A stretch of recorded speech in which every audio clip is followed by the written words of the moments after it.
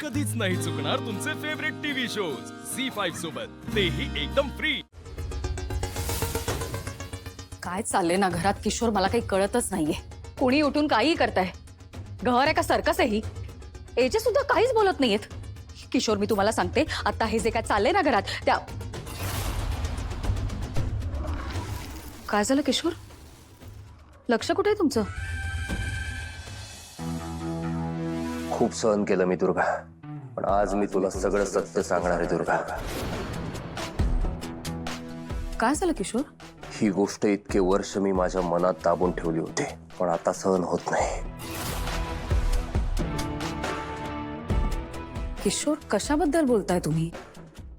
आजी आणि एजेंनी तुमच्या सगळ्यांपासून एक सत्य लपवून ठेवलंय, जे आजपर्यंत घरातल्या कोणालाच कधीच कळू दिलं नाही। सत्य? किशोर, तुम्ही कोड्यात बोलताय हा? प्लीज व्यवस्थित सांगाल का स्पष्टपणे?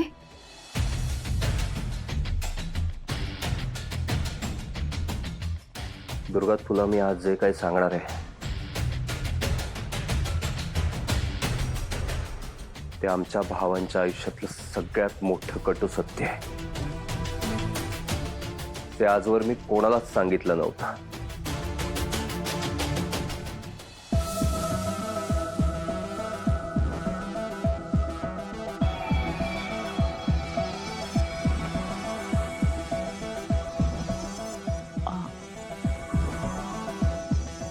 हे तुमचे आई बाबा हे कसे गेले तुला माहितीये? हो, अपघात होता ना? अपघात नव्हता तो, अपघात नव्हता। मी ज्या रात्री आई बाबांना शेवटचं भेटलो ना, ती रात्र आजही माझ्या डोळ्यासमोर तशीच्या तशी आहे। कुठल्या तरी डील साठी बाबांना पुण्याला जायचं होतं, पण बाबांनी एकट्याने जावं असं आईला वाटत नव्हतं। नेमका त्या रात्री मला खूप ताप आला होता। एजे म्हणले मी जातो दादा बरोबर, तसे ते एकत्र निघाले, पण तितक्यात एजेंना कोणाचा तरी कॉल आला आणि एजेंचं जाणं रद्द झालं। मग बाबा पुन्हा एकटे निघाले। आईला मलाही सोडवत नव्हतं, पण तिला बाबांनी एकट्यांना जाऊ द्यायचं नव्हतं। ती म्हणाली मी येते तुमच्या बरोबर। आणि निघताना आई माझ्या समोर आली आणि मला म्हणाली, किशोर बाळा, तू या घरातला मोठा मुलगा आहेस ना,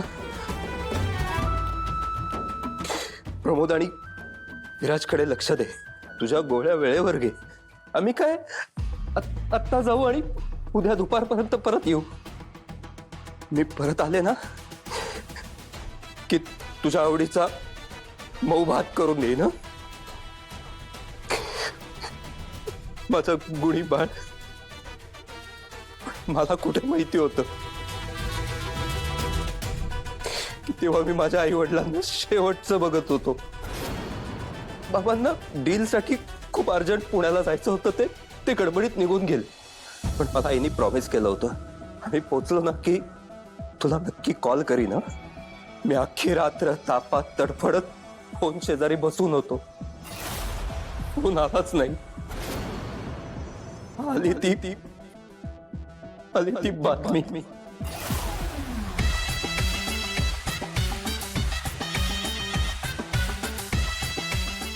किशोर, तुम्ही इथे बसा। Kishore, I am so sorry, please तुम्ही शांत व्हा। पण या तेजे आणि आजींनी काय लपवलंय? किशोर, तो एक अपघात होता। अपघात नव्हता तो खून होता। काय? तो खून एजेने केला होता।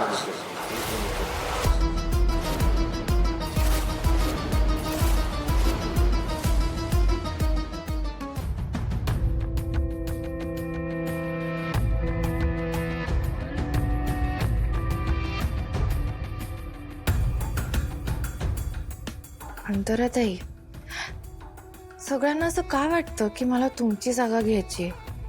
तुम्हाला तर माहिती आहे ना, मला तुमची जागा कधी घ्यायचीच नव्हती।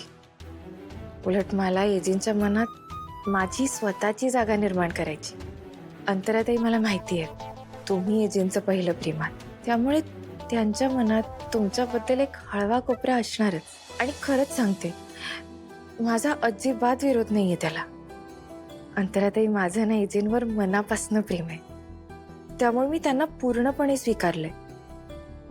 मग त्यांच्या पहिल्या प्रेमाचा कसा काय विरोध करेन मी? आज जर एजेंटनी जिथे तुम्हाला प्रपोज केलं होतं तिथेच मला नेलं ना, उलट त्यांनी त्यांची इतकी स्पेशल आठवण माझ्याबरोबर शेअर केली, याचा खूप आनंद होईल मला. माझी फक्त एकच इच्छा होती की एजेंटने मला त्यांचं माझ्याबद्दलचं प्रेम बोलून दाखवावं. आणि आज फायनली ती इच्छा पूर्ण होणार आहे.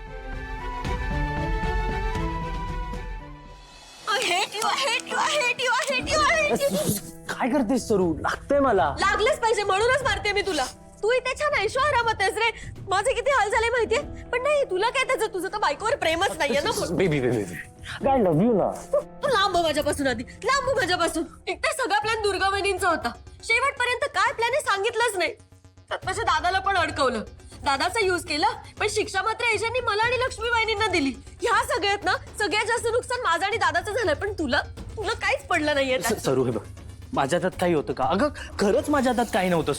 सरू हे बघ, तुझा बेबी आहे ना. मी का असं करेन? नाहीयेस तू माझा बेबी, नाहीयेस तू माझा बेबी. मारतेस कशाला सरू? असं असतं ना तर तू आला असतास तिथे माझ्या मदतीला, पण तू आलास नाही आलास का? कारण तुला तिथे एन्जॉय करायचं होतं. हे म्हणजे असं झालं ना, मरते तर मरू दे सरू, मी कशाला काळजी करू? ही अशी म्हणे. ते इम्पॉर्टंट आहे.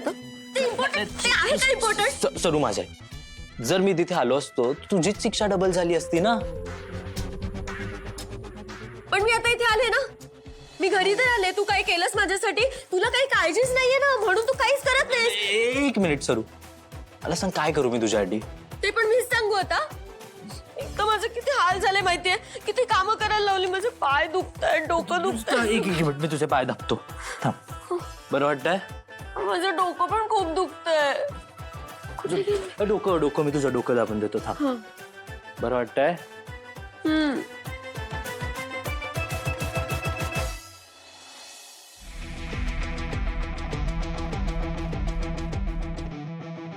आणि लक्षात ठेव विश्वा, याच्यात कुठली गडबड होता कामा नाही. Yes sir. हो, सगळं व्यवस्थित होईल सर. सर, एक प्रश्न विचारायचा होता. विचारू? शूट. म्हणजे आधी सॉरी म्हणतो सर, हा प्रश्न मी विचारता कामा नाही, पण राहवतच नाहीये म्हणून विचारतो सर. सर, ही जी तुम्ही तयारी करायला सांगितली ती मी करतो, अगदी जय्यत तयारी करतो. पण अशी तयारी एखादा माणूस प्रपोजच्या वेळी करतो ना. आणि आता तुम्ही आणि प्रपोज म्हणजे म्हणजे तुम्ही लीलावहिनींना प्रपोज करणार असाल?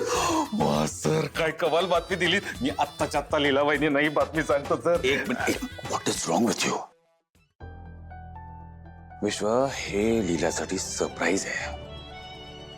तिला कळता कामा नाही.